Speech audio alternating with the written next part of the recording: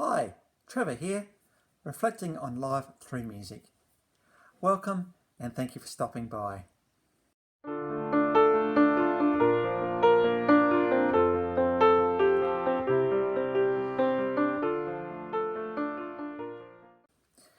Well, I trust you enjoyed my video on ELO from last time when we looked at the Time album, and particularly the song Hold On Tight to Your Dreams. Now, when I compiled that video, I realized it was actually 26 minutes long, which is probably a bit long for a YouTube video. But when I went to try and cut it, I thought, oh, it's all good stuff. Because we're talking about dreams and the fact that everybody in the world deserves one of them. And if you don't think you're worthy, well, you're worthy of a dream. And so I'm sorry for the 26 minutes, and if you did hang around to the end, thank you very much. That's fantastic. So ELO had written this, I suppose, revolutionary album, Time, and then a little while after that, they proceeded to do the Time tour, which included Europe, the US, and the UK, and again it was a very successful tour. They were changing their lineup a little bit. As I said last time, they were starting to go away from the strings as much as they were, and so they didn't have the cellos on stage, even though Mick Kaminsky on lead violin was still there. So the ELO sound was changing, and Time was the third album in the 5-album record deal that ELO signed after the New World Record album. Then we got to 1983, and yes, another album. And originally this album was Jeff Lynne wanted it to be a double album. But the record company said, no, let's just stick to one album, one record. And so Secret Messages was written and was released in 1983. Again, as a new ELO fan, this was a brand new release for me and a brand new release to the world. So I was very excited to see another ELO album. And there are a couple of tracks on this album I actually quite like. The first one is Secret Messages. When I first heard the start of that, I went, oh my goodness, it was a little bit like my reaction to Twilight off the Time album. When I heard that, hairs stood up on my arms. I thought, wow, this is actually incredible and amazing. There's also a track on the end called Rock and Roll is King that was released as a single. And this is the last album to feature Kelly Grouchett on bass. He'd been around since 1974. So I suppose when I think of Rock and Roll is King, I really think that, that was the end of that iconic lineup that had been together for so long. But there's a song in particular that I wanted to focus on today. And right back when I started doing this series 5 years ago, first texting and now videoing, it was this band that I suppose inspired me to start, and it was this song in particular that made me want to start doing this series. And there's this third track on the album called Bluebird. I just love this song. I absolutely love it. And unfortunately, I don't think it's a song that we'll ever hear played live. Of course, if any ELO team are watching this video, I'll just leave that one with you. But I love this song. This is the ELO sound that I believe is their absolute amazing best. I think we all have moments in songs in particular that we look forward to. I know whenever this song comes up in my playlist, I always turn it up. But at the end, there's a bit of a quiet patch, and then it goes into the final work, and just all the elements that make ELO who they are. Absolutely takes my breath away every time I hear it. But as I talked about last time with hold on tight to your dreams, at that point I was talking about the fact that dreams are important and dreams are things that we all as individuals deserve to have. But this is, I suppose, a follow-up to that, and this is, I suppose, from very recent experience on my own part, like as recent as yesterday. What happens when dreams come to an end, unfulfilled? What do you do with that excitement and that invigoration and the hope that goes along with trying to get a dream off the ground?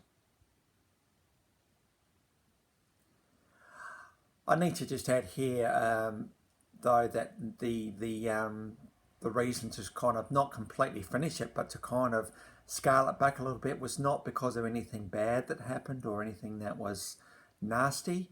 It was just an agreement that was reached that perhaps this wasn't the time, but we'll continue to just do it in our own ways. And so for me, it was a realisation that perhaps that the dream was not going to be something that would necessarily be fulfilled in these current days. But we'll see what happens in the future. There was always hope. So I was feeling a bit, blur yesterday about the whole thing. I thought, well, what am I going to do? And I woke up this morning thinking, I was in a bit of a daze and a bit of shock. And I thought, well, what am I going to do now? Went for a bit of a walk. That's always a good thing when you're trying to think things through. Then I decided that really, what else is in my life currently that I can latch onto instead? And one of those things is a group I've been running for the last 5 years. Well, I thought there's certainly a future in that when the restrictions are relieved, and looks like the end of July for that, which is great. And also, I had been offered a job before COVID-19 hit, and I couldn't actually start that job. It was the kind of job where I went for the conversation and the interview with the people, and after that they came up with a job in the job description. That's a very humbling thing to happen, and certainly my conversations with them over the last while have been very, very encouraging for me as I've come to terms with these things. So I suppose when I was considering that the dream that I suppose didn't completely die, but it kind of went into the back burner a little bit yesterday, I latched onto something else that was still in my life, something in my life that could still be a possibility. So I think the important thing to realise, is that dreams don't necessarily die. I think they go through various transitions and various phases. And it may be something that I will come back to later. I've heard the comment of sometimes things need to be parked and then come back to later. So I think this is very much the case here. I have a very wonderful business partner, and I have a real resonance with her. So we'll see what happens there. But this I suppose, situation made me think of the song Bluebird, because the song Bluebird, I think, talks about someone that's just a bit tired with life.